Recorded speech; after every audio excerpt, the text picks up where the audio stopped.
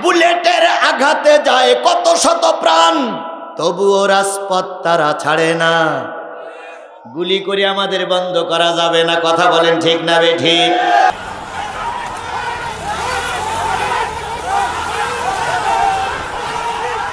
ময়দানে নামলেই তোমরা গুলি করে মারো, যত গুলি করো তত আমাদের দলের শক্তি বাড়ে।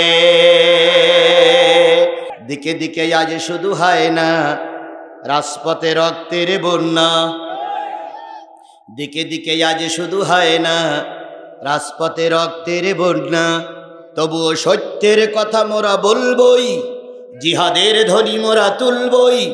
মমিন তো কোনো ভয় পায় না, মমিন তো ঘরে বসে রয় না।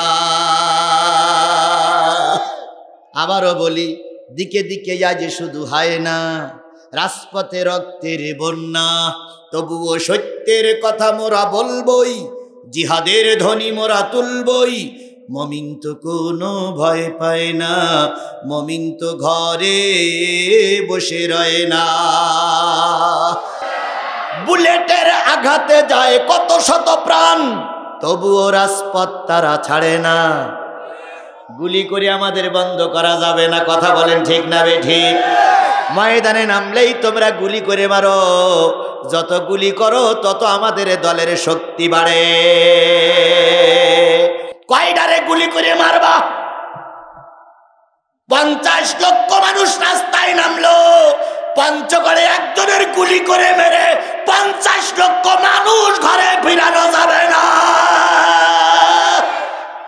বরং আগুনে ঘি ঢেললি আগুনের তেজস্ক্রিয়া বাড়ে না কমে? জোরে বলেন, বাড়ে না কমে? তোমরা ভুলের স্বর্গে বসবাস করতেছো, মনে করতেছো নেতাদের জেলে ঢুকাচ্ছি, কর্মীদের গুলি করে মারতেছি, অন্য নেতাদের ফাঁসিতে ঝুলালাম, মনে হয় স্তব্ধ হয়ে যাবে। না রে ভাই না, সময় পাইলে একবার ঘূর্ণিঝড় শুরু হবে, সাইক্লোন শুরু হবে, জুতা পায়ে দেওয়ার সময় পাবা না। বড় বড় নেতাগুলো 5 ফুট করে সব পকেটে রেখে দিয়েছে, একটু উলট পালট হইলেই ডিগি পার হই পারে চলে যাবে। তুমি ছাগলের 3 নম্বর বাচ্চা, পালাবা কোথায়? কোথায় পালাবা ছাগলের 3 নম্বর বাচ্চা? জনগণ ধরবার আলু ভর্তা করে খেয়ে ফেলবে। কি কায়দায় কলার না আবার চেনো চেনো চেনো। বেশি চেনাচেনি করো না, বড় নেতাদের টিকিট কাটা শেষ, বড় নেতাদের টিকিট কাটা শেষ। এখন শুধু একটা তালমানের অপেক্ষায় আছে, একবার ধাক্কা দিলে ওরা রাতের অন্ধকারে পালিয়ে যাবে। তুমি বউ বাচ্চা নিয়ে যাবা কই দুলাভাই?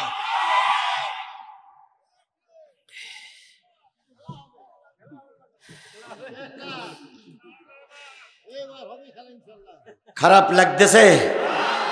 কিচ্ছু করার নাই। আমি বিনা দাওয়াতে আসিনি, আমাকে দাওয়াত করি আপনারা নিয়ে আসছেন। আমার গতিতে আমার কথা চলবেই। আপনারা কি ভয় পাচ্ছেন? বুকে হাত দিয়ে দেখেন তো বেঁচে আছেন না মারা গেছেন? তাহলে যদি বেঁচে থাকেন, ডিসেম্বরের আজকে 26 তারিখে শপথ নিতে হবে, যার যা আছে তাই নিয়ে তৈরি থাকবো। যদি কেউ কোরআনের মাহফিলে বাধা দেয়, সেটারে আমরা মায়ের কাছে ফিরে যাওয়ার আগেই উচিত শিক্ষা দিয়ে ময়দান থেকে তাড়িয়ে দেব।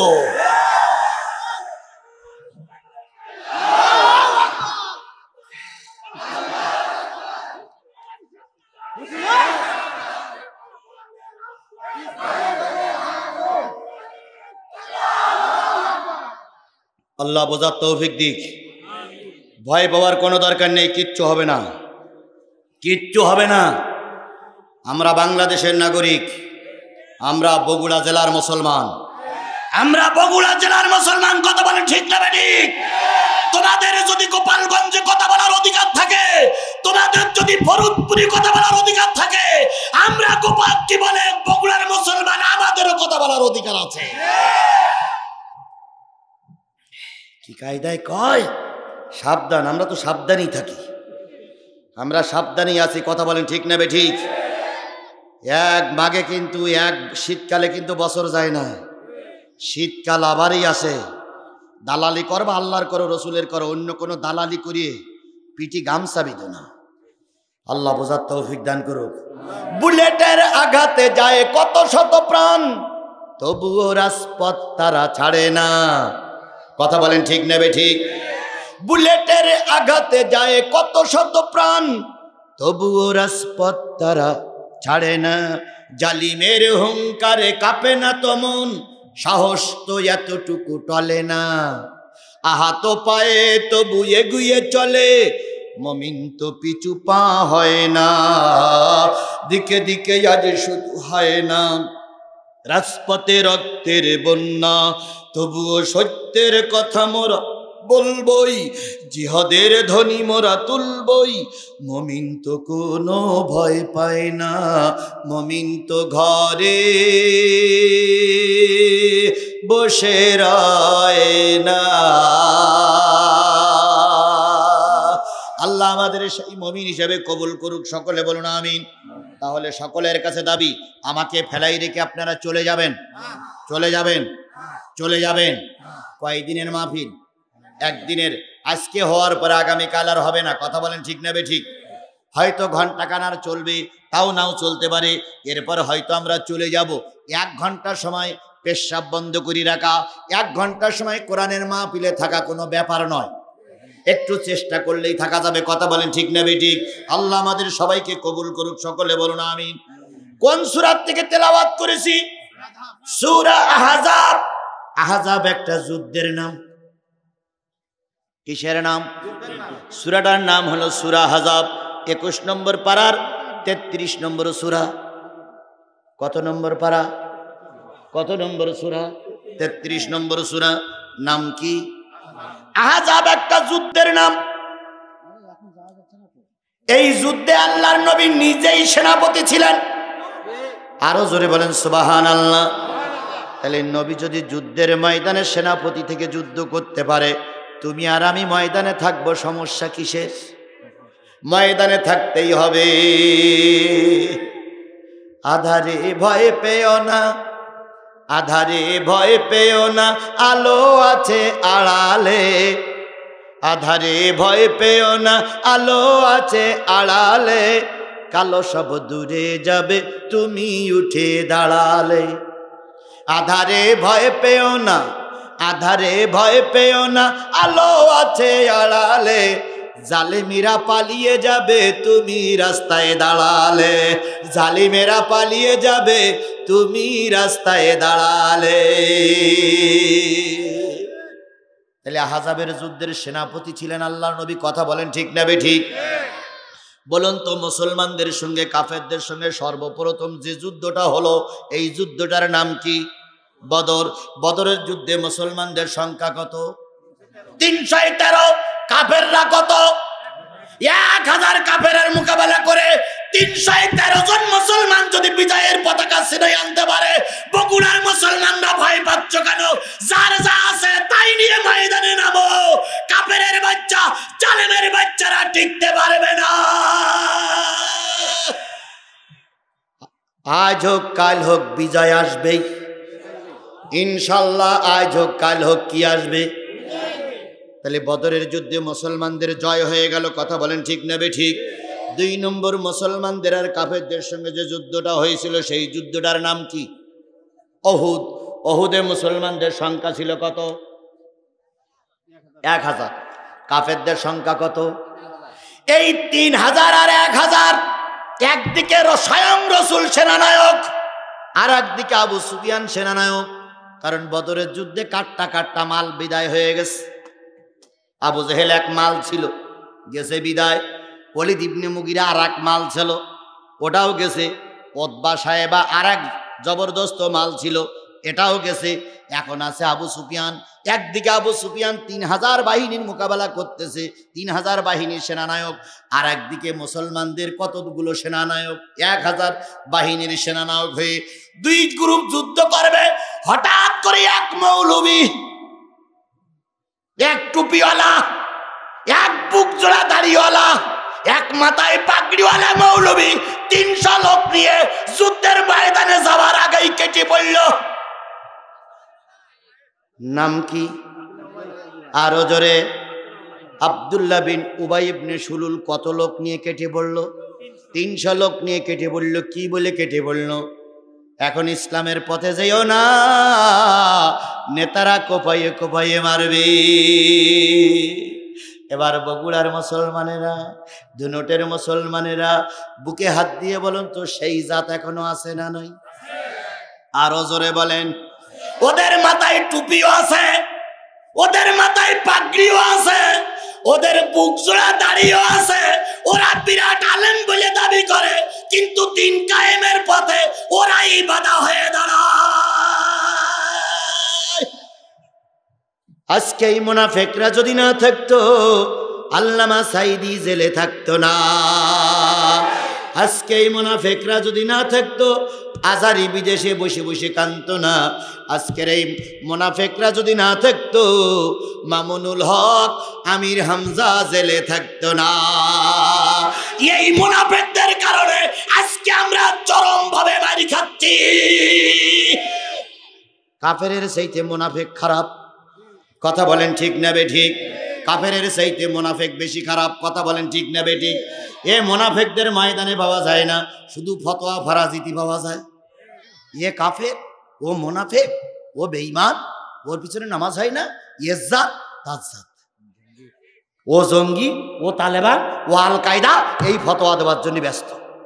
আমাদের কিছু লোক, আমাদের দেশের কিছু লোক ফতোয়া দিচ্ছে, অমুক দলের অমুক নেতা যদি মারা যায়, ওই নেতার যদি কবর দেওয়া হয়, ওই কবরে যদি ঘাস হয়, ওই ঘাট যদি গরুতে খায়, ওই গরুর গোশত এবং দুধ খাওয়া হারাম।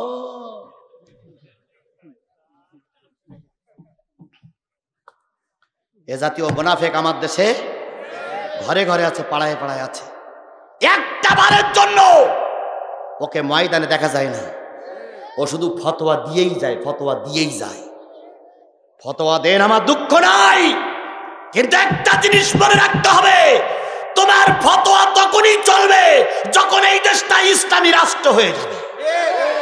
কোরআন আলারা ধুকে ধুকে মরে, কোরআন আলারা মার খায়, মিছিল করতে যে কোরআন আলারা গুলি হয়ে লাশেই ফিরে আসে, আর উনি গোপে তেল মাখায়, আমি খুব ভালো আছি, আমি খুব ভালো আছি, আমি খুব ভালো আছি। মুনাফিক, মুনাফিক, মুনাফিক। আজকের এই মুনাফিকদের কারণে আমার ইসলাম প্রতিষ্ঠিত হতে পারছে না। যখনই দেখে ইসলাম প্রতিষ্ঠিত হওয়ার পথে, তখন জালেম সরকাররাই মুনাফিকদের কিনে নেয়, টাকার বিনিময়ে, অর্থের বিনিময়ে, চাকরির বিনিময়ে কিনে নেয়। যেমন একজন মুনাফিককে কিনে ফেলেছে বাংলাদেশ সরকার, তিনি হচ্ছেন গামছা কাদের, কাদের সিদ্দিকী। কাদের সিদ্দিকী, আমি আগে এক মাহফিলে বলেছি, বাংলাদেশের সবচেয়ে কয়টা মুনাফিক, একটা হচ্ছে রংপুরের মুনাফিক, আরেকটা হচ্ছে এই কাদের সিদ্দিকী। আর এর আগে 20 দলীয় জোটের একজন নেতৃত্ব দিয়েছিল ডাক্তার কামাল হোসেন, এ আর এক মুনাফিক। এই মুনাফিকদের কারণে আজকে বিএনপি ধরাশায়ী, এই মুনাফিকদের কারণে আজকে জামাত ইসলাম ক্ষতিগ্রস্ত, এই মুনাফিক কারণে আজকে ইসলামের ক্ষতি হয়েছে, কথা বলেন ঠিক না বেটি? এগুলো হলো টাটকা টাটকা মুনাফিক।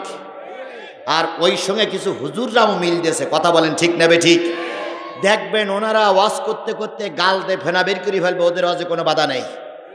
কিন্তু আমরা একটু সত্য কথা বললেই আমাদের মামলা হামলার কুল নেই। আর ওই সঙ্গে জুটেছে একদল পীর মাশায়েখ, একদল পীর মাশায়েখ ওই দলে জুটেছে। আগে পীরির দরবারে বেনামাজিগুলি নামাজি হইতো, আর এখন পীরির দরবারে নামাজি যদি যায়, পীর সাহেব দাঁত মিসকে নামাজ আর কত পড়বি, আর পড়া লাগবে না, আমি তোরে সবক দিয়ে দিলাম, আজকে তার নামাজ পড়া লাগবে না। পানির ভিতরে আগুন জ্বলে, পানির ভিতরে আগুন জ্বলে, ঝড় বাতাসে নেবে না। খাজা বাবার মুরিদি হইলে নামাজ রোজা লাগে না, খাজা বাবার মুরিদি হইলে নামাজ রোজা লাগে না। আছে এরকম জাত আছে। পানি গল গড়াইয়া পড়তাছে, বাবা আমায় ডাকতাছে। পানি গড়গড়াইয়া পড়তাছে, বাবা আমায় ডাকতাছে, আয় রে মানিক আমার বুকে আয়। বুকের ভিতর আছে প্রাণ, তার ভিতরে মেশিন গান, ভান্ডারি বাবা আমায় পাগল বানাইছে। এরাম জাতীয় পথভ্রষ্ট বীর আমার দেশে আছে না নাই? আরো জোরে বানাছে না নাই? কেরামান কাতিবিন রোজ মাহশরের দিন, কেরামান কাতিবিন রোজ মাহশরের দিন, আল্লাহর দরবারে যদি করে অভিযোগ, আল্লাহর দরবারে যদি করে অভিযোগ, বলবো ডেকে আমরা ছিলাম ন্যাংটা বাবার লোক। কি বাবার লোক? ন্যাংটা বাবার লোক, দেওয়ানবাগের লোক। এই কথা বলে ওরা নাজাত পেয়ে যাবে। এরা ভুলে স্বর্গে বসবাস করতেছে। কথা বলেন ঠিক না বেঠিক? আবারও গোড়ায় যায়, আল্লাহ নবী কয় হাজার লোক নিয়ে বাহির হলেন, কয়শো লোক নিয়ে মুনাফিককে কি বলল? তাহলে রসুলের দলে থাকলো কয়জন? 700 মুসলমান নিয়ে আল্লাহ নবী যুদ্ধে গেলেন। ওই যুদ্ধে মুসলমানদের ব্যাপক ক্ষতি হলো। 70 জন সাহাবী মারা গেল। আমির হামজা ওই যুদ্ধে মারা গেল। এই 70 জন মারা গেল, 70 জন আহত হলো। রসুলের এমন কোনো ঘর নাই যে ঘরে কেউ না কেউ মারা যায়নি। এটা হলো ইসলামের দ্বিতীয় যুদ্ধ। তৃতীয় যুদ্ধের নাম হলো আহজাব। আমাদের সূরাটার নাম কি? আহজাব। এই আহজাব শব্দের অর্থ হচ্ছে শত্রু বাহিনী। কি বাহিনী? এবার আহজাবের সেনা সংখ্যা, মুসলমানদের সংখ্যা 3000, কাফেরদের সংখ্যা 10,000। 10,000 কাফেরদের সঙ্গে মোকাবেলা করার জন্য আল্লাহর নবী 3000 সাহাবী নিয়ে মদিনা থেকে একটু দূরে সরে গেলেন। সাহাবীদের সঙ্গে পরামর্শ করলেন, আমার সাহাবীরা, উহুদে মার খেয়েছি, এবার আর ময়দানে থাকবো না। আসো আমরা খন্দক খনন করি, খাল খনন করি, পরিখা খনন করি, 3 দিকে পাহাড় দিয়ে ওদের আটকাই রাখি, একদিকে পথ, ওই দিকে খাল খনন করে দেই, ওরা যেন পার হয়ে আমাদের কোনো ক্ষতি করতে না পারে। আমাদের জেতার দরকার নেই, কিন্তু আমরা যেন নিশ্চিহ্ন হয়ে না যাই। আল্লাহ নবী এই হিকমতটা কাজে লাগিয়ে খাল খনন করলেন। কাফেরেরা আসলো আবু সুফিয়ানের নেতৃত্বে। এসে দেখো আল্লাহ বড় খাল খনন করেছে, ঘোড়া পার হয়েও যায় না, নিচে নামলে উঠতে পারে না, পার হয়েও পারেও যেতে পারে না, নিচে নামলে উঠতে পারে না। এবার আবু সুফিয়ান কয়, হায় রে, মোহাম্মদ তো কোনো স্কুলে যাই নাই, মোহাম্মদ তো কোনো ভার্সিটিতে পড়ি নাই, মোহাম্মদ তো কোনো মাস্টারের কাছে ক্লাস করি নাই, মোহাম্মদের মাথায় এত বুদ্ধি কোথার থেকে আসলো? কি হয়েছে? তাহলে কি যুক্তি? তাহলে চুপ করে বসো, আমি দেখতেছি। শিক্ষকটা তো আমি জানি, কোনো সমস্যা হলে আমার বলতে হবে। এমন জোরে মারবো দলীয়রা ঠিক পাবে না। ও দেখবা না, এখন হবে না। আর যেটা করতে ওটা আমি দেখবো, ওটা আপনার না। হ্যাঁ, ওরা শুধু বলতে খেলা হবে, খেলা হবে। আমরাও তো খেলা করতে জানি না যে কি ঠিক নেবে ঠিক। খেলা করেছিল সৌদি আরব আর হলো আর্জেন্টিনা।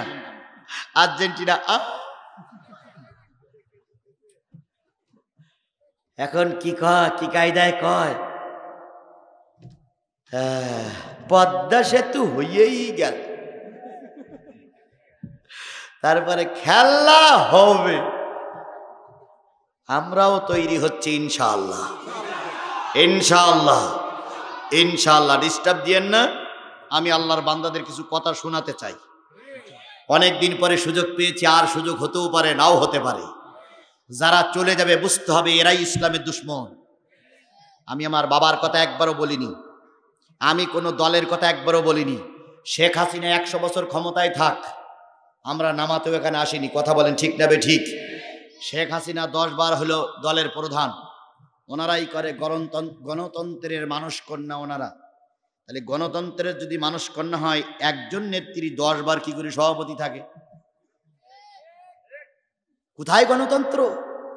কোথায় গণতন্ত্র? জিয়া মারা গেছে, জিয়ার বউ ক্ষমতায়। শেখ মুজিবার মারা গেছে, মুজিবারের মেয়ে ক্ষমতায়। এরশাদ মারা গেছে, এরশাদের সুটকি বুড়ি ক্ষমতায়। কোথায় গণতন্ত্র? গণতন্ত্র আমাদের দেশে অনেক আগে 40 দিয়ে বিদায় হয়ে গেছে, কথা বলেন ঠিক না বে ঠিক? এগুলো গণতন্ত্র আমরা মুখে মুখে বলি, গণতন্ত্রের গহ্বর আমাদের ভিতরে নাই। যে যখন ক্ষমতায় থাকা তার হাতেই তখন পাওয়ার, কথা বলেন ঠিক না বে ঠিক? আমার ভাইয়েরা, আহজাব মানে হলো পরীক্ষা, খাল খনন করলেন নবী। কাফেরেরা এসে দেখে আশ্চর্য ব্যাপার, নবী তো কোনো বিশ্ববিদ্যালয়ে পড়ি নাই, এই খাল খনন পরিকল্পনা কি করে হলো? উদউ ইলা সাবিলি রব্বিকা বিল হিকমা।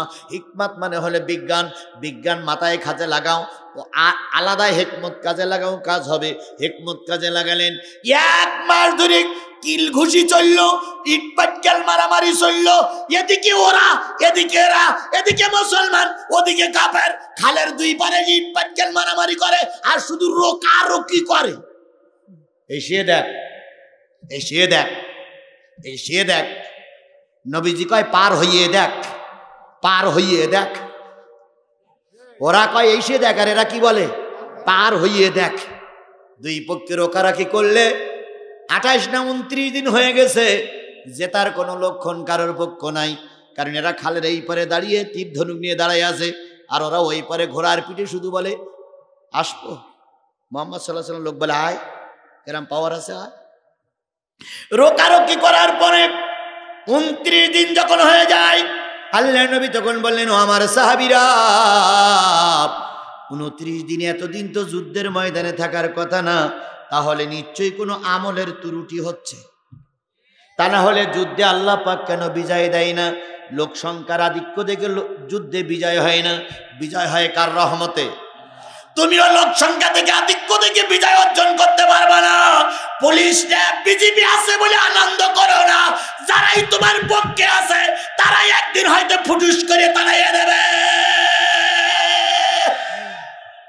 শহীদ প্রেসিডেন্ট জিয়াউর রহমান আপনার এলাকার মানুষ, জনগণ মেরেছিল না সেনাবাহিনীতে মেরেছিল? বুঝে শুনিয়ে বলেন কারা মেরেছিল? দেশের স্থপতি মরহুম মুজিবুর রহমানকে জনগণ পিটাই মেরেছিল না সেনাবাহিনীতে মেরেছিল? সেনাবাহিনীতে মেরেছিল। ভারতের ইন্দিরা গান্ধী বিশাল নেতা, জনগণ মেরেছিল না সেনাবাহিনীতে মেরেছিল? তাহলে যত বড় বড় নেতা মারা গেছে সব কাছের লোকেরাই মেরেছে, কথা বলেন ঠিক না বেঠিক? আমরা মারবো না, আমরা শুধু দোয়া করি আল্লাহ তোমার ফয়সালাটা চাই। কারা মারবে বুঝতে পারবা না।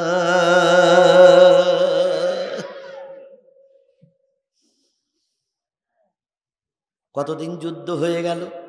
প্রায় 1 মাস। যুদ্ধে জয় হচ্ছে না, হারও হয় না, জিতও হয় না। নবী বললেন নিশ্চয়ই কোনো আমলের ত্রুটি হচ্ছে। কি আমল? কয় সাহাবীরা শোনো, আগামীকাল যুদ্ধে যাবার আগে সবাই মেসওয়াক করবা। কি করবা? মেসওয়াক করবা। জাইতুনের বিশাল বিশাল ডাল কেটে নিয়ে রাত্রি অপেক্ষায় আছে কখন সকাল হবে। সকাল হওয়ার আগেই যার সেই লাইন দিয়ে বসে বসে মেসওয়াক করতেছে, দাঁতে ঘষতেছে। আবু সুফিয়ান কয় এতদিন যুদ্ধ হইল, জয় পরাজয় হইল না, দেখতো মুসলমানরা আজকে কিভাবে সাইজেছে। ওরা এসে খালের পাড়ে উকি মেরিয়ে দেখে সব দাঁতে ধাত দিচ্ছে, লাইন দিয়ে বসে বসে দাঁতে ধাত দিচ্ছে। যেই বলতেছে আবু সুফিয়ান লাইন খারাপ। কয় কেন? কয় অন্যদিন সকালবেলা দেখি তরবারিতে ধাত দেয়, আর আজকে দেখতে সব দাঁতে ধাত দিচ্ছে। তো একজন বলল যে আজকে নাকি যেটার পাবে কামড়াই কামড়াই খাবে। আবু সুফিয়ান বললে লাইন খারাপ, শিগগির পালা। ওই যুদ্ধে আল্লাহ পাক মুসলমানদের বিজয় দান করলেন, জোরে বলেন সুবহানাল্লাহ। সেই যুদ্ধের ওই যুদ্ধটার নাম হলো আহজাব। কি যুদ্ধ? আমিও তেলাওয়াত করেছি সূরা আহজাব, 54টি আয়াত, 6টা রুকু, 54টি না, হ্যাঁ 73টা আয়াত, 9টা রুকু। 73টা আয়াতের ভিতর থেকে আমাদের তেলাওয়াতকৃত আয়াত হলো 66, 67, 68, 69, 70। কয়টা আয়াত? এই 5টা আয়াত আমি শুরু করেছি। আল্লাহ বলতেছেন ইয়াউমা তুকাল্লাবু উজুহুম ফিন্নার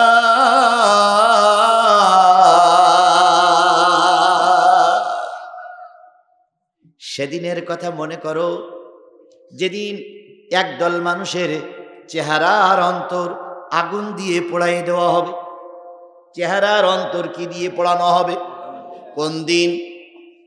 ইয়াউমাল কিয়ামাতা, কিয়ামতের দিন একদল মানুষের চেহারা আর অন্তর কি দিয়ে পোড়ানো হবে?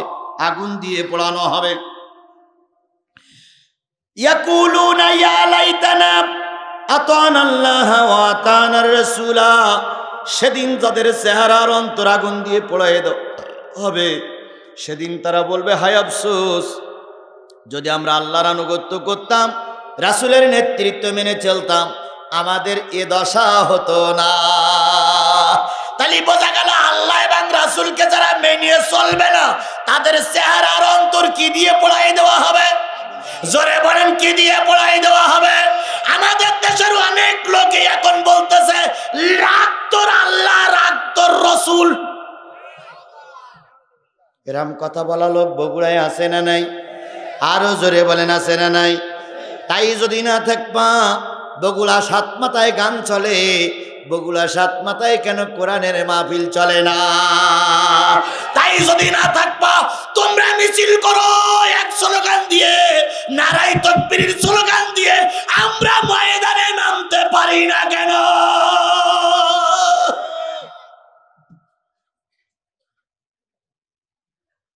মঞ্চে দাঁড়িয়েই 90 বছরের নেতা দাড়ি উঠেছিল কিন্তু রাখিনি। মঞ্চে হইছে উনি প্রধান মেহমান বা প্রধান অতিথি অথবা প্রধান বিরাট একটা কিছু। 90 বছর বয়স, এখনো কি উঠিনি? দাড়ি উঠিনি। জীবনেও টুপি মাথায় দেয় না।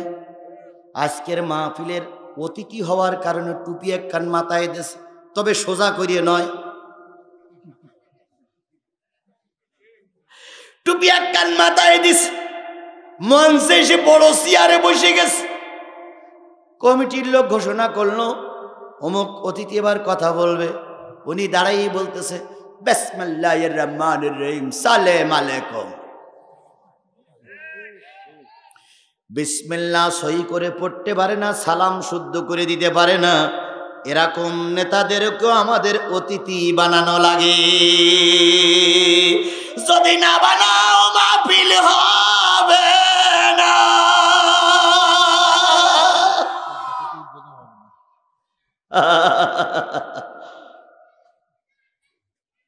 নেতার কাছে গেছে, হবে সাহেব অনুমতি নীতি, আমাদের মাদ্রাসার উন্নয়নকাল বেটা তাফসির মাহফিল হবে, অনুমতি দেন। বক্তা কেডা? সাতক্ষীরার জিহাদি। সেনো লোকের হাফেজ সাহেবকে চিনি নাই, শুনেছি। কয় ও লোক বাদে,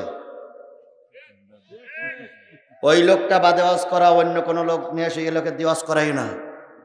এরকম ফেরেশতা জিবরাইলের ছোট ভাই আছে? আছে। যখন কয় স্যার মাদ্রাসা এতিম বাচ্চারা পড়ে, সেই চিন্তা চালাইতে হয়, করেই যখন ফেলাইছে, অনুমতিটা দেন, তা না হলে বিরাট ক্ষতি হয়ে যাবে। ওর পাশে কিছু দালাল থাকে, দালালেরা হাফেজ সাহেবের ডেকে বলে, দেখি একটু আসেন তো, কি স্যারের কাছ থেকে অনুমতি নেবেন, কিছু চা নাস্তার টাকা না দিলে অনুমতি হয়? তা হাফেজ সাহেব চিন্তা করলো, লক্ষাধিক খরচ হয়েই গেছে, আর একটু কিছু দিলে যদি অনুমতিটা পায়, তখন দালালের কাছে কত দিতে হবে? 1030ই দেন।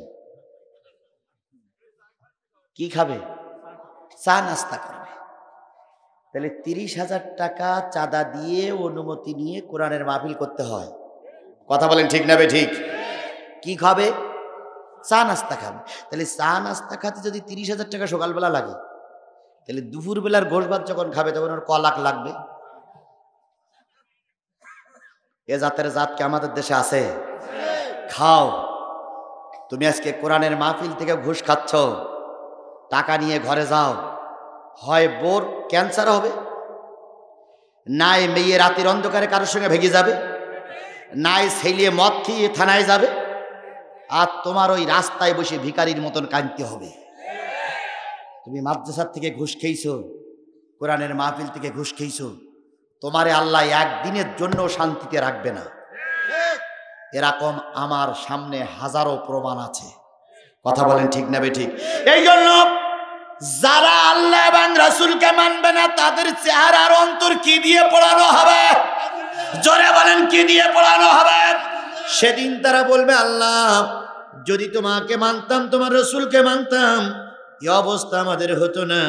2 নম্বর আয়াত শেষ, 3 নম্বর আয়াত হচ্ছে ওয়াকালু রব্বানা ইন্না আতানা সাদাতানা ওয়াকুবারানা ফাদাল্লুনা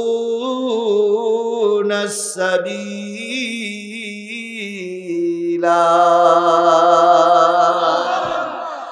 তারা বলবে, হে আমাদের প্রতিপালক, নিশ্চয়ই আমরা মেনে চলতাম নেতাদের। কাদের? নেতারা যা বলতো আমরা তাই করতাম, আর আমরা মুরব্বীদের মেনে চলতাম। মুরব্বীরা আমাদের যে সবক দিয়েছে সেই সবক মেনে চলতাম, আর নেতাদের মেনে চলতাম। এই নেতার মুরব্বীরা আমাদের ধর্মের পথ থেকে পথভ্রষ্ট করেছে। তাহলে বোঝা গেল কয় গ্রুপ মানুষকে ধর্মের পথ থেকে পথভ্রষ্ট করে? এক হলো নেতা, আর এক হলো মুরব্বী। এক হলো নেতা, আর এক হলো কি? আজকাল আমাদের সমাজে কিছু নেতা আছে ধর্মের কথা সহ্য করতে পারে না। কথা বলেন ঠিক না বেঠিক?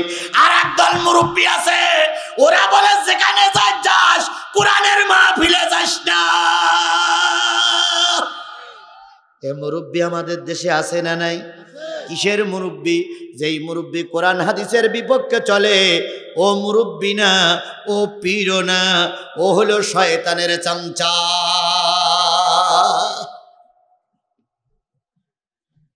প্রত্যেকটা দলের একজন করে নেতা আছে। আওয়ামী লীগ করলে আওয়ামী লীগের একজন নেতা আছে, বিএনপি করলে বিএনপির একজন নেতা আছে, তাবলিগ করলে তাবলিগের একজন নেতা আছে, চরমনাই করলে চরমনার একজন নেতা আছে, হেফাজত করলে হেফাজতের একজন নেতা আছে, জামাত ইসলাম করলে জামাত ইসলামের একজন নেতা আছে। কথা বলেন ঠিক না বেঠিক?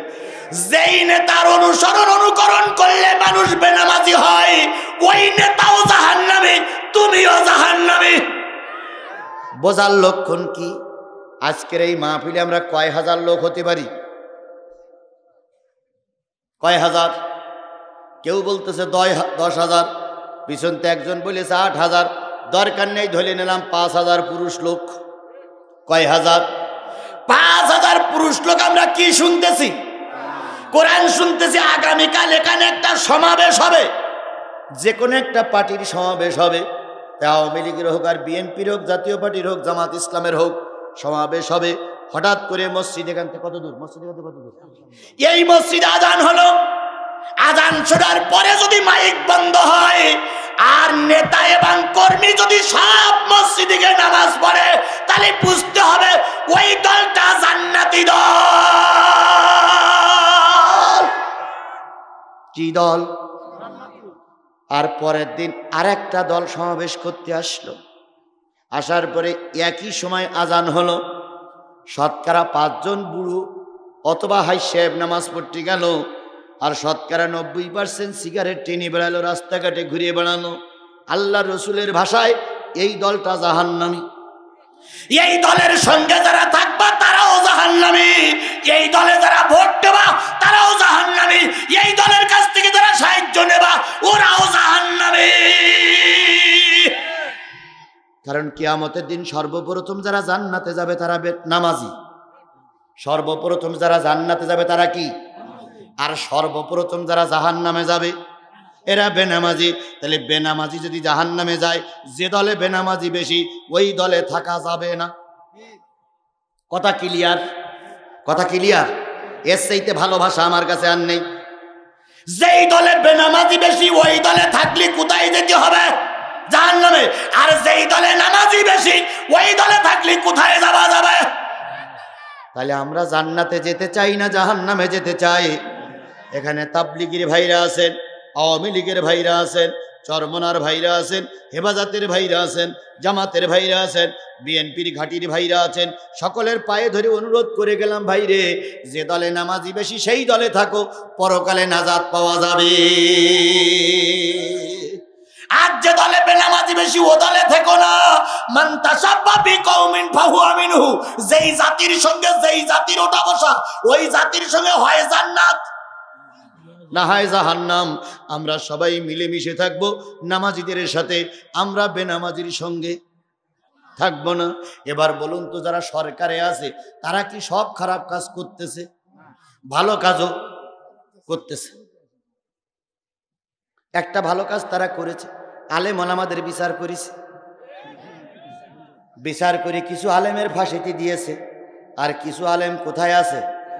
এটা একটা তাদের ভালো কাজ। কেন? এরা হলো যুদ্ধ অপরাধী, এরা হলো ধর্ষণকারী, এরা হলো ৭১ সালে মা বোনের ইজ্জত লুণ্ঠনকারী। তাই এদের বিচার করে কি করেছে? ফাঁসি দিতেছে অথবা জেলে ঢুকাইছে।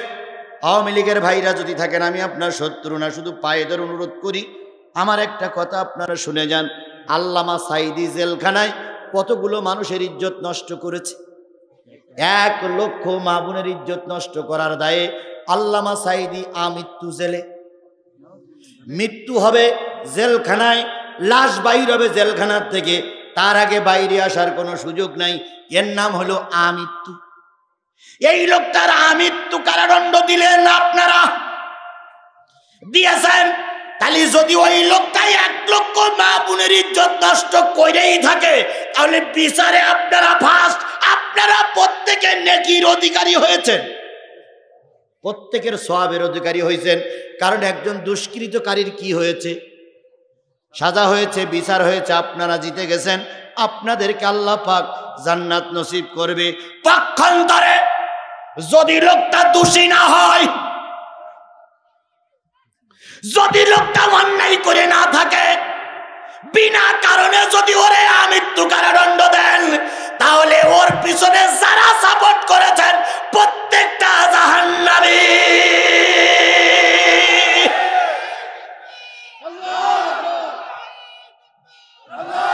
এবার একটু অঙ্ক দিয়ে বোঝাই, কত লক্ষ মা বোনের ইজ্জত নষ্ট করলো?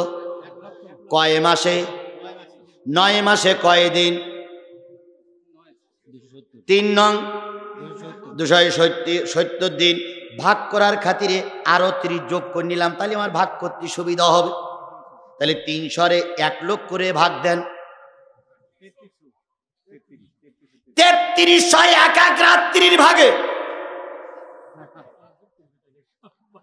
হাসো মুসলমানের বাচ্চারা, হাসো। একবারও হিসাব করে দেখলে না এটা সম্ভব কিনা? শুনেছি চড়ুই পাখি নাকি বিরাট নারী মিলনে সক্ষম, কিন্তু কোন চড়ুই পাখিও ৩৩,০০০ দৈনিক সম্ভব না। আর আল্লামা সাঈদীর ভাগে তোমরা ৩৩,০০০ ফেলাইলে না, ৩৩০০, ৩,৩৩৩ ভাগে ফেলাইলে, ৩৩০০ ভাগে ফেলাইছে। ৩৩০০ নারীর ইজ্জত প্রতি রাত্রি নষ্ট করেছে। ৩৩০০ নারীর ইজ্জত নষ্ট করার দায়ে আমৃত্যু জেল কাটতেছে বিশ্ববরেণ্য আলেম। ৫০টা বছর কোরআনের দাওয়াত দেওয়া ব্যক্তি এখন জেলখানায় কাঁদতেছে। বিচারটা তোমরাই করেছ। বিচার করে তারে রায় দিলে সে এখন জেলখানায় বসে কান্দে। যদি রায়টা সঠিক হয়ে থাকে সওয়াব পাবা, যদি রায়টা বেশি হয়ে থাকে নবী হত্যা করার গুনাহ তোমাদের আমলনামায় লেখা হবে। এখন যারা ওই দলে সাপোর্ট করতেছো তারা গুনাহ নেবা, ওই দলের সাপোর্ট যারা করতেছো তারা সওয়াব নেবা। আর আমরা যারা এখানে আছি গুনাহও হবে না, সওয়াবও হবে না। ঠিক বললেন কি করে? যদি বলেন কেন হুজুর এই জন্য গুনাহ হবে না, সওয়াব হবে না, কারণ আমরা যারা পাওয়ারে আছে ওদের তো আমরা ক্ষমতায় জাতি বসিনি, ওদের তো আমরা ভোট দেইনি, ওদের তো আমরা পাওয়ারে বসাইনি, ওরা তো রাতের নেতা।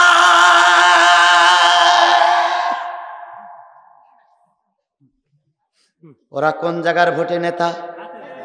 রাতের ভোটে নেতা। কোন কোন জায়গায় ১১০% ভোট পড়িস, কোন কোন জায়গায় মরা লোকও ভোট দিয়ে গেছে। আমাদের এলাকায় ১ লোক ভোট দিয়েছে, ৪ বছর আগে মারা গেছে, ভোট দিয়ে গেছে।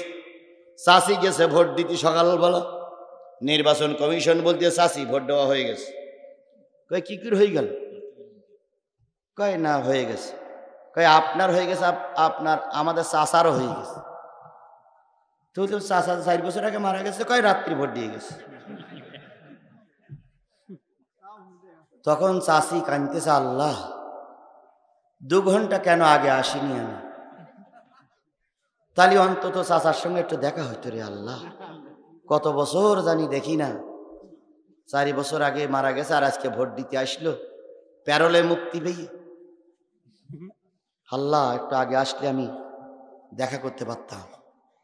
মরা লোকের ভোট দেওয়ানো তোমাদের পক্ষে শোভা পায়, পক্ষান্তরে মায়ের জানাজা পড়তে এসে হাত কড়া পা বেড়ি পরে মায়ের জানাজা পড়তে হয়, ডান্ডা বেড়ি পরে মায়ের জানাজা পড়তে হয়। এ আজব দেশ, এ তাজব সমস্যা।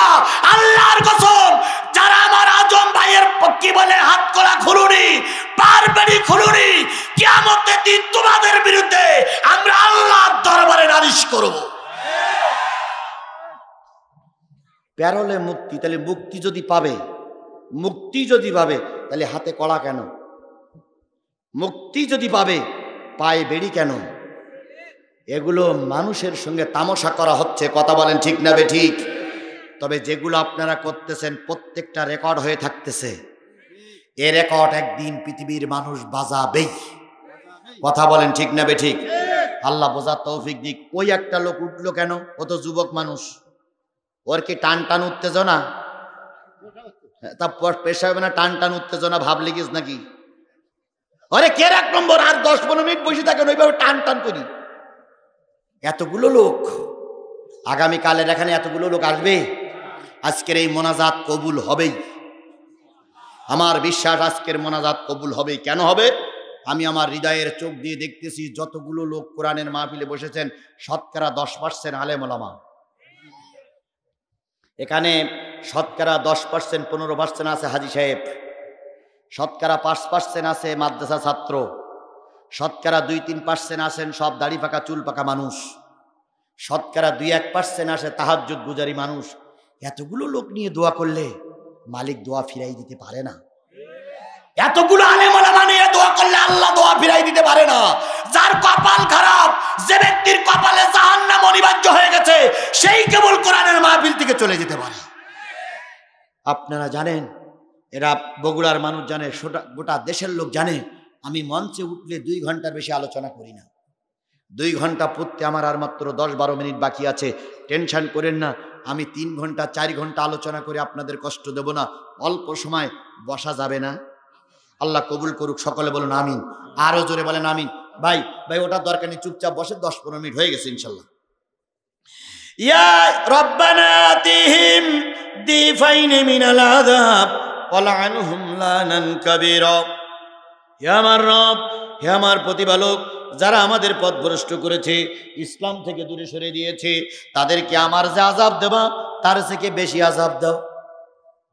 যারা আমাদের পথভ্রষ্ট করাচ্ছ, যারা আমাদের ভুল পথে ভাল পথে রাখতেছো, কিয়ামতের দিন আমার যদি একটা জাহান্নাম দেয় তোমার দেবে কয়টা? আমার যদি 2টা চর দেয় তোমার দেবে 4টা। তোমার ঘাড়ের পরে পা দিয়ে দিয়ে তোমার কর্মীরা জাহান্নামে যাবে। এই জন্য ডবল আযাব দেওয়ার কথা বলা হয়েছে।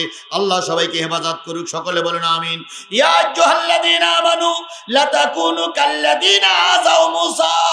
সর্বশেষ কথা, হে ঈমানদারেরা, তোমরা মুসার উত্তরসূরিদের মতন হয়ে যেও না। মুসা ছিল একজন নিষ্পাপ ব্যক্তি, কিন্তু জাতি তার ঘাড়ের পরে বিরাট দোষ চাপিয়ে দিয়েছিল। কেন? মুসা কার কথা বলে? মুসা কিতাবের কথা বলে, আল্লাহর কথা বলে, কালেমার কথা বলে। মুসা তোমার নবী ছিল, তুর পাহাড়ে সওয়াল করলো, খোদার নূরে, খোদার নূরে পাহাড় জ্বলে, মুসা কেন জ্বলে না? আল্লাহ তোমার লীলা খেলা কেউ বোঝে, কেউ বোঝে না। মাওলা তোমার লীলা খেলা কেউ বোঝে, কেউ। তাহলে মুসা কার কথা বলতো? আল্লাহর কথা বলতো। এই মুসার কথা ফেরাউনের সহ্য হয়নি। কথা বলেন, কার সহ্য হয়নি? তাই তো ফেরাউনের সঙ্গে মুসার টক্কর। এক রাত্রিতে মুসার দলবল নিয়ে মুসা নীল নদ পাড়ি দিয়ে চলে যাচ্ছে। ফেরাউনও মুসার পিছনে ধাওয়া কষলো। নীল নদের কিনারায় যেয়ে দেখে কয়টা রাস্তা হয়ে গেছে? 12টা রাস্তা হয়ে গেছে। ফেরাউন এবার নীল নদের কিনারায় যেয়ে বলতেছে, হই হই রই রই মুসার বাহিনী গেল কই? হই হই রই রই হুজুররা সব গেল কই? আজকেও ফেরাউনের স্লোগান আমাদের সমাজে চলছে। হই হই রই রই উমুক দল গেল কই, হই হই রই রই মৌলবীরা গেল কই, হই হই রই রই হুজুররা সব গেল কই। এ স্লোগান নতুন না, এ স্লোগান সর্বপ্রথম শুরু করেছিল মিস্টার ফেরাউন। আজকেও তোমরা সেই একই স্লোগান দিচ্ছ, তার মানে বোঝা গেল তোমাদের শরীরে ফেরাউনের রক্ত। হই হই রই রই মুসারা গেল কই, একজন বলতেছে ও আমাদের খোদা, ওই যে মুসার বাহিনী তলা দিয়ে চলে যাচ্ছে। ফেরাউন তখন জাতির উদ্দেশ্য বলতেছে চিন্তার কোনো কারণ নাই, তোমরা নীল নদ পাড়ি দিতে হবে। এই চিন্তা ভাবনা করে আমি গতকালকে সে রাস্তা তৈরি করে রেখে গেছি। নিলজ্জ বেহা বেগ কেলার কারে বলে? রাস্তা বানাইলো মুসার আল্লাহ, আর ও বলতেছে কি বানাইছি? আমি বানাইছি। আজকে আমাদের দেশে এরকম কিছু নিলজ্জ বেহা লোক আছে, সব ওনারাই করেছে। এটা আমি করেছি, এটা আমার বেলায় হয়েছে, এটা আমার দ্বারা হয়েছে, এটা আমার স্বপ্ন ছিল, এটা আমার দাদার স্বপ্ন। 50 বছর দেশ স্বাধীন হলো, তোমরা যদি সব কিছু করি থাকো, আমরা কি মূলো চুষেছি? মূলো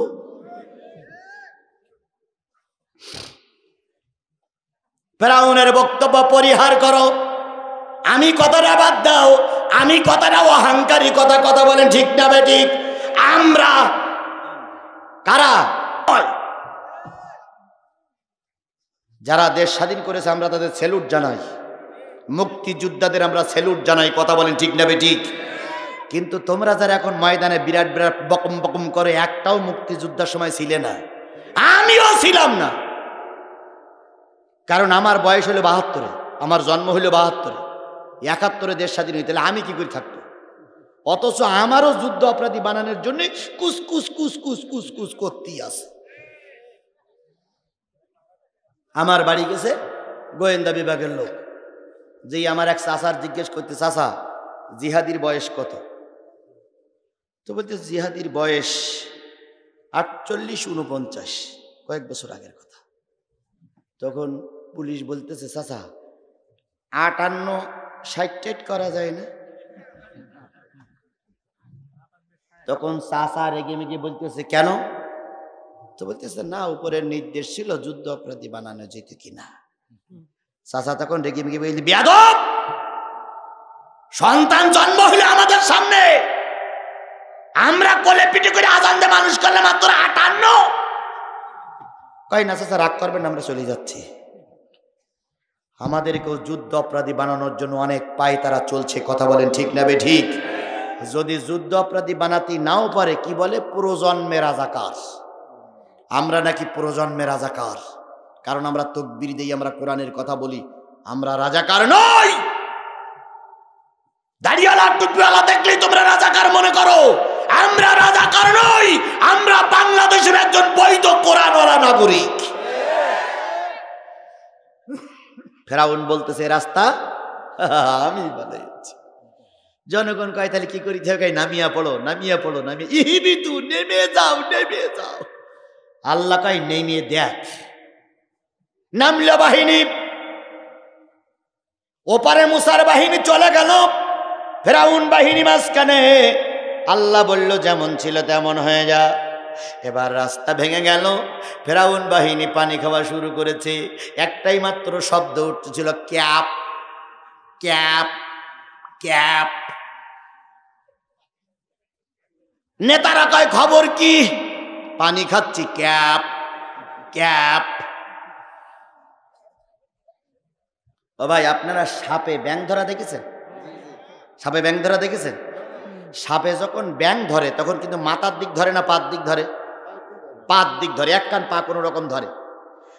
ব্যাঙ কিন্তু মুখি লাতিয়ে মেরে আর বলে ছেড়ি দে, ছেড়ি দে, ছেড়ি দে। এক পা ধরিস না, আর এক পাতে শুধু লাতি মারে, ছেড়ি দে, ছেড়ি দে। সাপ কয় ধরিস যখন তখন তো ছাড়বো না, ও শুধু লাতি মারে, ছেড়ি দে, ছেড়ি দে। কিছুক্ষণ পর সাপ কিন্তু আস্তে আস্তে টানতি থাকে, টানতি টানতি এক কান ঠ্যাঙের যখন গোড়া পর্যন্ত চলে আসে, তখন ব্যাঙ কি বলে? ক্যাপ ক্যাপ ওর ওই ভাষার অর্থ কি বলেন তো? বাঁচাও বাঁচাও বাঁচাও। কিন্তু এর আগে কিন্তু অনেক লাথি মারামারি করিস বলে। এখন যখন আর পারার লক্ষণ নেই তখন কি বলে? বাঁচাও। ফেরাউনও খুব লাথি মারামারি করিস, এখন শুধু শব্দটি একটা ক্যাপ ক্যাপ ক্যাপ। পানি খায়, সব নেতারা পানি খেয়ে মারা যায়। আল্লাহ বললেন ফেরাউনকে এখানে মেরো না, ফেরাউন সবার শেষে মরবে। তালি বোঝা গেল ফেরাউনিরা শেষেই যায়, ফেরাউনিরা আগে যায় না।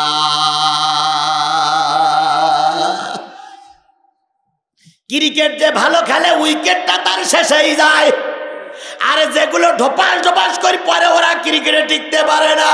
এই জন্য মনে করে না ক্রিকেট খেলা কি বলে উইকেট যাবে না। আজকে সব যখন যাবে সর্বশেষে আল্লাহ ফেরাউনির ধরবে। খারাপ লাগতেছে, কিচ্ছু করার নেই আমার। তোমরা একটা কাজ করতে পারো, দুটোটা রাষ্ট্রী দেবা না, আরেকটা কাজ করতে পারো, আমার গুলি করে মারতে পারো।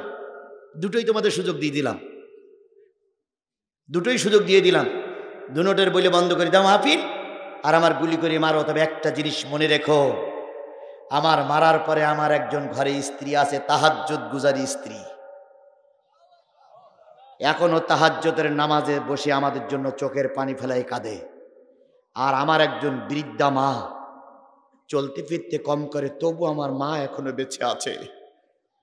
আমি যখন বাড়ির থেকে আসি আমার মায়ের চোখে পানি দেখি, আমার মা হাত তুলে দোয়া করে, আল্লাহ তুমি আমার বাঁচার হেফাজত করো। আমার মৃত্যুর পরে আমার ওই স্ত্রী আর আমার মা আর আমার 3টে বাচ্চা দিয়েছে। এই 3টে বাচ্চা সব আলেম ওলামা, ইসলামের পক্ষে। এরা চোখের পানি ফেলে কানবে, গজব নাজিল হবে, যে গজব দুনিয়ার কোনো ডাক্তার কবিরাজ আমেরিকায় যেও বাঁচতে পারবা না। মারো, ক্ষমতা আছে মারো, কিন্তু একটা জিনিস মনে রেখো, তোমার উপরে আর একজন আছে, তার উপরে আর একজন আছে, তার উপরে আর একজন আছে। তিনি কে? আল্লাহ।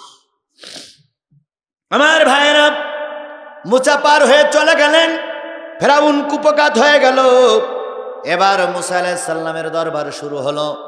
মুসার দলের ভিতর থেকে একজন মুসার বিরুদ্ধে চলে গেল, নাম তার কারুন।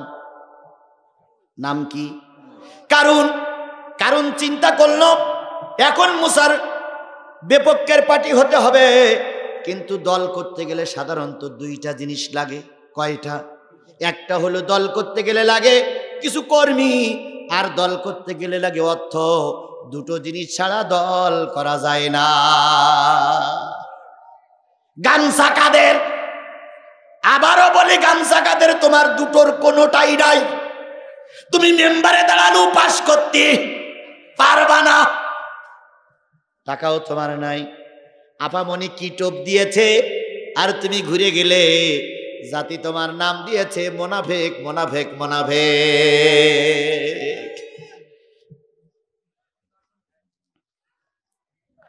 ভাই বোনির কথা কওয়া যাবে না যে ঠিক, এই লোকেরা একটু একটু মিডিয়া ঢোকে। ও ভাই আর 10-15 মিনিট থাকা যাবে না ভাই? থাকা যাবে না? থাকা যাবে না? আল্লাহ কবুল করুক, আল্লাহ কবুল করুক, আল্লাহ কবুল করুক, আল্লাহ কবুল করুক। ভাই দাঁড়ানো ভাইগুলো একটুখানি বসেন, আমরা মোনাজাত করবো। আজকে দোয়া কবুল হবেই ইনশাআল্লাহ, কবুল করুক। আপনারা টেনশন নিয়ে না, মনে করি না যে সারা রাত দশ করবে, সারা রাত দশ করা বক্তা আমি না, যত তাড়াতাড়ি আমি সংক্ষেপ করে নিয়ে আসতেছি। আমার ভাইয়েরা, হযরত মুসা আলাইহিস সালামের প্রতিদ্বন্দ্বী হলো কি? কে? কারুন। কারুনের মুসার সঙ্গে 4টে সম্পর্ক ছিল। 1 নম্বর কারুন হলো মুসা আলাইহিস সালামের চাচাতো ভাই। 2 নম্বর কারুন হলো তাওরাত কিতাবের হাফেজ। 3 নম্বর কারুন হলো মুসলমান। 4 নম্বর কারুন হলো মুসার ভগ্নিপতি। বলুন তো দল করতে গেলে কয়টা জিনিস লাগবে? 2টা জিনিস লাগবে, অর্থ লাগবে আর লোকজন লাগবে। কারুনের লোকজনও নাই, অর্থও নাই, এখন আগে লাগবে অর্থ, তারপর লাগবে লোক। এবার মুসার কাছে চলে গেল, ও ভাই মুসা, যেহেতু তুমি জামানার পয়গম্বর, তুমি আমাদের একটু সাহায্য করো, হেল্প করো। কিন্তু ও যে মুসার বিরুদ্ধে চলে যাবে মুসা তা জানতেন না। মুসা একটা পরশ পাথরের সঙ্গে লোহার সঙ্গে সংযোগ দিয়ে দিল, পরশ পাথর সোনা হয়ে গেল। এইবার ওই কারুন আর কারুনের স্ত্রী, মুসার ভগ্নিপতি আর মুসার বোন পরশ পাথরটা চুরি করে নিল। চুরি করে নিয়ে বাড়ি যেয়ে যত লক করে যেখানে যা আছে সব এক জায়গায় আনে, ঠেকায় আর শোনা হয়, ঠেকায় আর শোনা হয়, ঠেকায় আর শোনা হয়। এভাবে করতে করতে কারুন এখন কোটি কোটি টাকার মালিক। কারুনের এখন পায় কে? কারণ শুধু কলার নাড়া দেখে আমি বিরাট ধনী। আল্লাহ রাব্বুল আলামিন বলেন, কারুন তো মুসলমান। ও মুসা, কারুনের কাছে যাকাতের দাওয়াত নিয়ে যাও। আকিমুস সালাহ ওয়া আতুজ যাকাত, যাকাতের দাওয়াত নিয়ে যাও।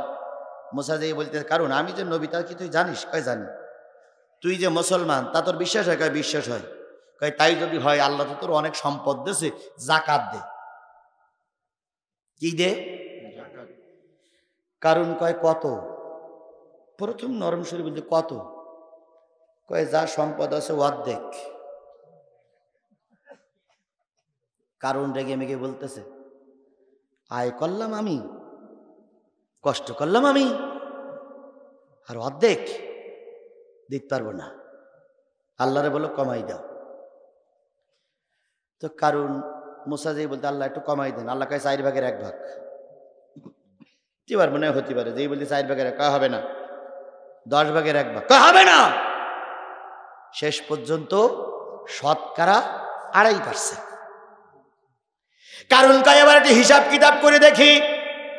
কয়েক সপ্তাহ হিসাব নিল। হিসাব নেওয়ার পরে কারণ বলতেছে, মুসা হিসাব করে যা পয়সা পেয়েছি আমি যদি যাকাত দেই, 40 বছর 40,000 কর্মচারী শতকরা 2.5% যদি যাকাত দেয়, যাকাতের টাকা শোধ হবে না। আমি যাকাত দিতে পারব না। মুসা কয় আদায় করব। কি করব?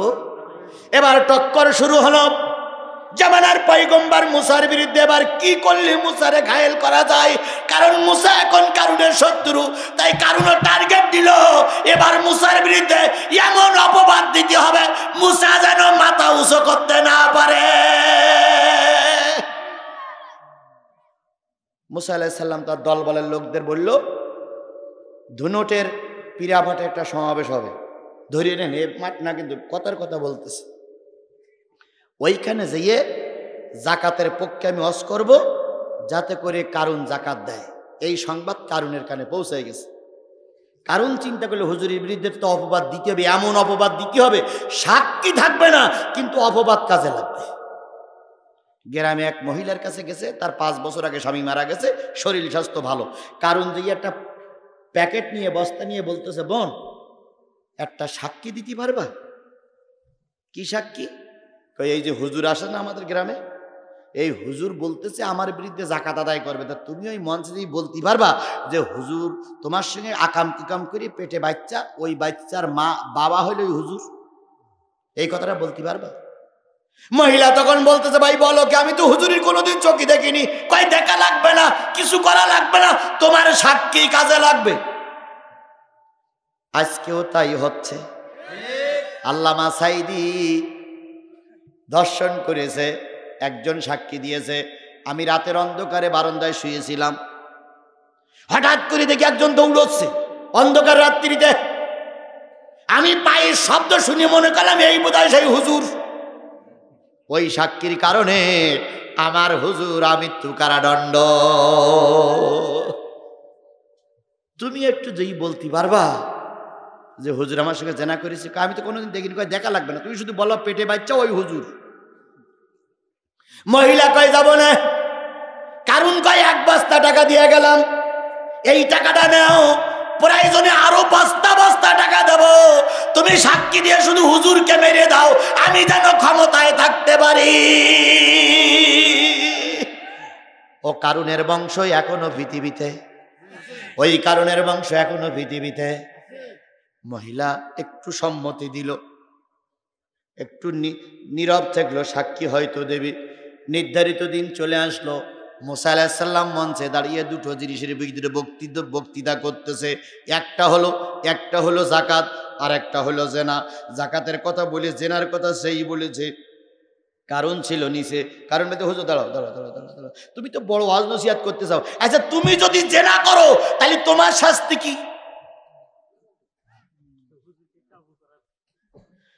মুসা আলাইহিস সালাম বলতে আমি বিবাহিত, শরিয়াতের বিধান হচ্ছে বুক পর্যন্ত পুঁতে পাথর ছুঁড়ে মারো।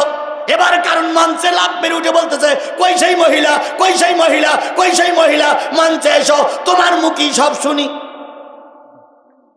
এই মহিলারে মঞ্চে নিয়ে আইছে কে? কারণ এর টাকার লোভ দেখাইছে কে?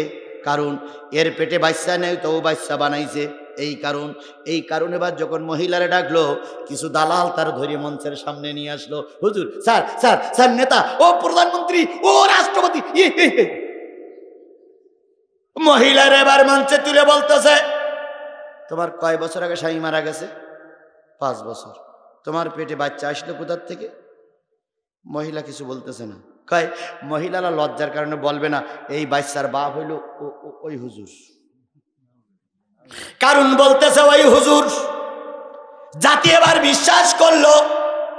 মুসা আলাইহিস সালাম এবার আকাশের দিকে তাকাই কয় আল্লাহ, এখনো কি ধৈর্য ধারণ করা লাগবে? তুমি তো শুধু বলো ধৈর্য ধরো, ইন্নাল্লাহা মাআস সাবিরিন, ইন্নাল্লাহা মাআস সাবিরিন। আল্লাহ, এখনো ধৈর্য ধারণ করা লাগবে? তুমি শুধু একবার হুকুম দাও, ওর কামড়াই খাবো। মুসার রাগ বেশি না কম? আল্লাহ বলতে ধৈর্য ধর। কয় আল্লাহ এখনো ধৈর্য ধরছি? হ্যাঁ, তোর তো মানুষ এখনো ধৈর্য। কয় হ্যাঁ, ধৈর্য ধরো। এবার পিছনে জিবরিল আমিন এসে বলতেছে মুসা, চিন্তার কোনো কারণ নাই, যার যা বলবা সে তাই শুনবে। আল্লাহ তোমার মাথার উপরে এসে গেছে। ভালো লক্ষণ না খারাপ লক্ষণ?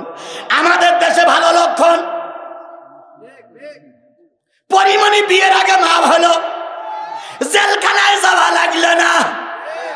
বুবুলি বিয়ের আগে মা হইল, ওরা জেলখানায় যায় না, তারা হক পথে থাকে, তারাই জেলখানায় যায়। বিয়ের আগে মা হওয়া যেমন বৈধ নয়, দিনের ভোট রাতি করে নেতা হওয়াও তেমন বৈধ নয়। ওরে বিয়ের আগে মা হলি ওরা যেমন হয় অবৈধ, দিনের ভোট রাতে করে যারা নেতা হয় ওরাও হয় অবৈধ নেতা।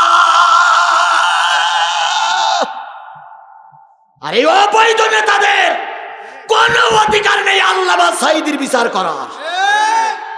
তোমার বউ তোমার ভোট দেয়নি, তোমার মাও ভোট কেন্দ্রে যায়নি, তুমি রাতারাতি নেতা সেজেছো, তুমি কোন অধিকারে আমার আলেমদের বিচার করতেছ?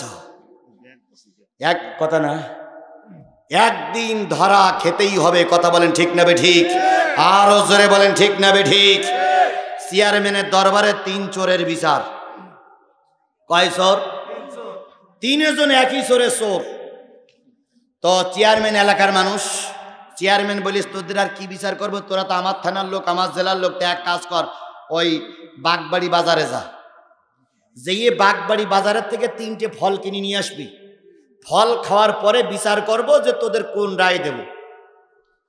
এখন প্রথম যে লোক এসেছে চেয়ারম্যানের দরবারে, সে কিনে নিয়ে এসে একটা আম। এখন আমটা খুবই মিষ্টি। আমের ভিতরে সাধারণত কয়টা বিচি থাকে? একটা বিচি। চেয়ারম্যান আম খেয়ে বিচি দেখে বলতেছে তোর আর কতবার শাস্তি দেব, বিচি তো একটা, তোর 1 মাসের জেল দিলাম। তো এ লোক বলতে যাক আলহামদুলিল্লাহ, 1 মাস খেটে বাড়ি আসলি তো আবার ঠিক হয়ে যাবে। দ্বিতীয় যে চোর আসতেছে সে কিনেছে একটা আপেল। কি কিনেছে? আপেলের বিচি। আপেলের ভিতরে বিচি পাইছে 4টে। তা বলতে যা তো 4 মাসের জেল দিলাম, তোর আপেলটাও মিষ্টি লেগেছে। পিছনে যে লোক আসতেছে 3 নম্বর, সে কিনেছে একটা তরমুজ।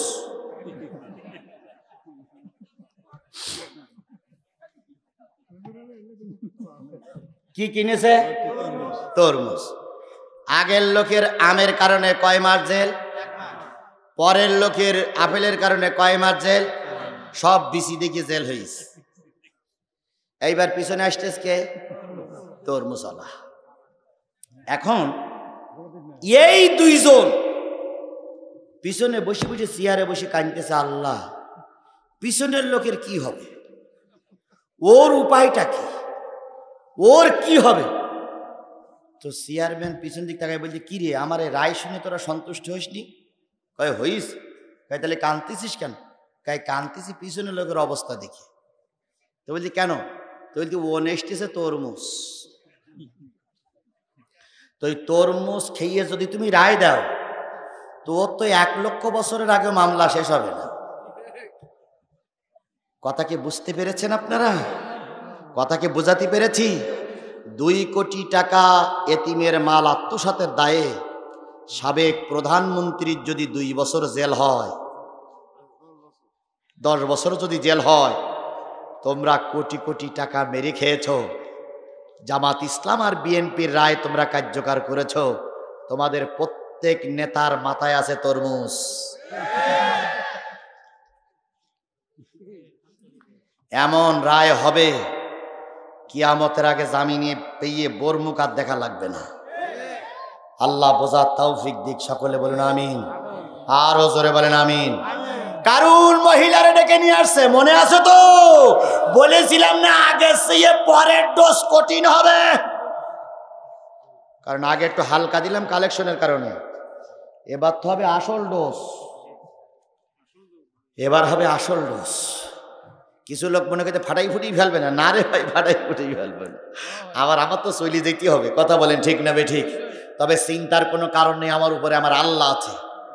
কত লোক কত দিক দিয়ে ওত পেতে বসে থাকে, আজকে বেরোলি খুন করবো, ছুরি ঢুকিয়ে দেবো, এ করবো তা করবো। থাকো, তোমার নাকের ডোকা দিয়ে জিহাদি চলে যাবে, তোমার মরা বাপও ঠিক পাবে না। বগুড়ায় আমার আরেকটা নাম আছে, জানেন কি? জেন হুজুর। বগুড়ার লোক কয় জিহাদি তো না, জেন হুজুর। কেন? ওয়াজ করে ঠিকই, বেরিয়ে যাওয়ার সময় কেউ ঠিক পায় না। আসলে কিন্তু আমি আপনার সামনে দিয়ে বেরিয়ে যাই। রসুল যখন হিজরত করে কাফেরদের সামনে দিয়ে বেরিয়ে গেল, কাফেরদের চোখে সব কি ঢুকেল? বালু ঢুকেছিল। ওই চোখ ডলিসা সেই ভাগে রসুল চলে গেছে। আমি যখন ধর্মের কথা বলে বেরিয়ে যাই, তোমরা চোখ ডলতে থাকো, সেই ভাগে বেরিয়ে যায়। তোমার দাদাও ঠিক পায় না, বাপও ঠিক পায় না, তোমার বউ ঠিক পায় না। মারা চিন্তা করি না, হাটপেল করে তুমি মরি যাওয়া, বরং দোয়া করে আল্লাহ যেন তোমার হেদায়েত নসিব করে দেয়। আমার ভাইয়েরা, কারুন মঞ্চে ডেকে নিয়ে আইছে কারে? মনে নেই, মনে নেই, মনে নেই? মহিলার পেটে কি আসলে কি বাচ্চা? মুসা আলাইহিস সালাম কয় আল্লাহ, মুসা আলাইহিস সালাম তসিমউদ্দিন পাই, হ্যাঁ, ওসিমউদ্দিন পাইকার ছেলে আফতাব পাইকার 500 টাকা, না 5000, 5000 টাকা। আমার ভাইয়েরা মঞ্চে ডেকে নিয়ে আসছে। এবার মুসা আলাইহিস সালাম রেখে দিয়ে কয় আল্লাহ, আর কত আমাদের ধৈর্য ধারণ করা লাগবে? আল্লাহ কয় মুসারে ধৈর্য ধারণ কর, মহিলার কাজ ওয়াজ কর, মহিলা হয়তো তোর কথা শুনে চলবে। এবার হুজুর ওয়াজ করতে শুরু করেছে। বোন, তুমি কি কোনোদিন আমারে দেখেছো? কয় না, দেখিনি। তুমি কি, তোমার সঙ্গে কি আমি জেনা করেছি? মহিলা চুপ করে আছে। আজকে টাকার লোভে তুমি একটা মিথ্যা সাক্ষী দিচ্ছ, এর বিনিময়ে একজন নবীর ফাঁসি হবে, নবীর বিরুদ্ধে বিষাদগার হবে। তুমি কি এটা চাও? মহিলা কিছুই বলে না, কারণ পাইছে কয় বস্তা টাকা? 1 বস্তা টাকা। শেষ। কি হলো, কি হলো, কি হলো? টাকা নিয়ে গঞ্জাম তো হবে, টাকা নিয়ে গঞ্জাম নেই। সুতরাং তুমি যে টাকার লোভে কথা বলেছ, জিবরিল আমিন আমার কানে কানে বলে গেল যে তোমার ওই বস্তার ভিতরে অর্ধেক ছাই আর অর্ধেক টাকা, ওখানেও কারণ তোমার ধোকা দেশ, তারপরও তুমি মিথ্যা সাক্ষী দেবা। মহিলা বলছে তাহলে একটু পরীক্ষা করি। মহিলা ভিতরে হাত ঢুকুই দেখে তলায় ছাই। আমি বানানো গল্প করতেছি, বাড়ি দিয়ে সূরা কাসাস পড়ি, দেখবেন কাসাসের ভিতরে কারুনের নামে স্পষ্ট উল্লেখ আছে। হাত ভিতরে ঢুকেই দেখে ছাই। মহিলা তখন বলতেছে, ও জাতি, ও নবী, এখন আর মিথ্যা কথা বলবো না, কুলের কথা খুলে বলবো। কি হয়েছে? মহিলা তখন বলে, গত 2 দিন আগে এই কারণ আমার বাড়ি যেই বলতেছে তোমার বাড়ি ধর্ষণের মামলা দিতে হবে, কিন্তু তোমার আমি দেখিনি, তুমি আমার দেখিনি, কোনোদিন একাম কোকাম হয়নি। মহিলা তখন এই কথা বলার পরে মুসা আলাইহিস সালাম বলেন, আল্লাহ আমি কি করব? জিবরিল আমিন বললেন, মুসা রে, যার যা বলবা সে তাই শুনবে। মুসা এবার বলতেছে, ধর মাটি, কারুনের ধর, ধর, কারুনের ধর। কারুনের হাঁটু পর্যন্ত মাটির ভিতরে চমকলার মতন চলে যাচ্ছে। এবার কারুন বলতেছে, ওরম কত লোকের হয়, কিচ্ছু হবে না, আমি ছুট মেরে বাড়ি চলে যাব। মুসা কয়, ধর মাটি, কারুনের ধর। কোমর পর্যন্ত বাড়ির ভিতরে চলে গেছে। এবার মুসা কারণ তখন বলতেছে, মুসা তুমি না হুজুর মানুষ, হুজুর মানুষই রাগ করলি চলে না, ফান্দে পড়িয়া বগা কান্দে রে। হাফেজ সাহেব কই? এদিকে আসেন। হাফেজ সাহেব আমার কাছে আছে। ও হাফেজ সাহেব না, হাফেজ সাহেব না, আমাদের হাফেজ সাহেব নিয়ে আসুন। হ্যাঁ, আপনাদের মাদ্রাসার হুজুর দেখেন, ডাকেন আমার পাশে ডাকেন। ফান্দে পড়িয়া বগা কান্দে রে, বগার এখন চৈত্র মাস, মনে বড় হাহুতাস, ওরে ফান্দে পড়িয়া বগা কান্দে রে। ওরা বিপদে পড়লি হুজুরির কাছে আসে, বিপদ উদ্ধার হয়ে গেলে আর হুজুর ডাকে না। বিপদে পড়ে গেলে হুজুর জানাজা পড়াও, আমার তোমার জানাজা আমি পড়াবো কেন? তুমি তো ইসলামের চূড়ান্ত দুশমন। আমার জানাজা পড়ার দরকার নেই, তুমি ওই কৃষ্ণ বাবু দিয়ে জানাজা পড়াও। আর যদিও জানাজা আমরা পড়াই, দোয়া করব না। বাংলাদেশের একজন এমপি মারা গেছিল, বাদল। ওই বাদল বলেছিল হুজুরা সব কুকুরের বাচ্চা। এই বাদল মারা যাওয়ার পর বাংলাদেশের কোনো হুজুর জানাজা পড়েনি। ঠিক চট্টগ্রামের ক্লাবের যে শয়তানের কথা বলেছে, ওরও জানাজা বাংলাদেশের কোনো হুজুর যেন না পড়ে। বাদলের জানাজা কোনো হুজুর পড়ায়নি। শেষ পর্যন্ত রাস্তা দিয়ে রিক্সায় হুজুর যাচ্ছিল, ইয়া বড় পাগড়ি, ইয়া বড় দাড়ি, ইয়া বড় টুপি, গোরে গোরে মুকুরুচি, কালা কালা চশমা, চশমা পরা হুজুর। পুলিশ যে বলতে, হুজুর নামেন জানাজা, নামেন জানাজা, নামেন জানাজা। হুজুর বলছে আমি এলাকার হুজুর না, কোনো কথা নেই, আগে জানাজা। ওই হুজুর বাধ্য এসে জানাজা পড়াইছে। আমরা খুঁজতে খুঁজতে ওই হুজুরি বাড়ি গেছি। যেই বললাম তুমি জানাজা পড়াইলে, ঘটনার কেউ তো জানাজা পড়া, হুজুরকে কুকুরি বাচ্চা বলে জানাজা হবে কেন? কয় হুজুর জানাজা পড়াইছিলাম। কেন? যদি আমার মতন বিপদ আপনি পড়তেন তাহলে আপনিও পড়াতেন। কেন? কয় হুজুর কেরামান কাতিবিন চারিপাশে ঘিরে ফেলিস, নামেন জানাজা, নামেন জানাজা। তবে একটা সুযোগ ছিল, জানাজা পড়াইলাম ঠিকই, কিন্তু আমার উজু ছিল না। কি ছিল না? উজু ছিল না, আর উজু করতেও দেয়নি। আমি যে উজু করতে যাবো, যদি পালাই যাই, শুধু বলি জানাজা পড়ে, জানাজা পড়ে, বাধ্য হয়ে আল্লাহ আকবার বলে পড়াই দিলাম হুজুর।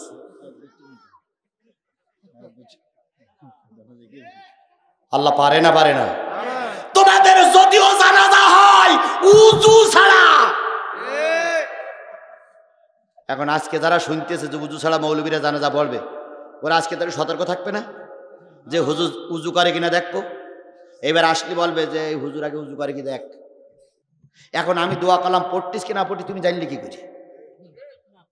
আমি হাত বেঁধে, বুকে হাত বান্ধি, আর যেখানে হাত বান্ধেন নাবি নিচে হাত বেঁধে বলবো আল্লাহ এই সেই শয়তান, এই এই এই এই যাচ্ছে আল্লাহ, এই এই ঠিক মতন টাইট দিও আল্লাহ। হয় উজু ছাড়া হবে, না দোয়া ছাড়া হবে। কথা বলেন ঠিক না বে ঠিক? তাহলে হুজুরির কাছ থেকে যদি দোয়া নিতে হয়, হুজুরির বিরুদ্ধে চলো না। আল্লাহ বোঝার তৌফিক দিক, সকলে বলুন আমিন। মুসা কয় আল্লাহ, কয় ধর মাটি কারুনের ধর কোন পর্যন্ত। এবার কারুন যখন হেদায়েতের বাণী শোনায়, আল্লাহর নবী মুসা যখন বলে ধর মাটি কারুনের ধর, এবার বুক পর্যন্ত।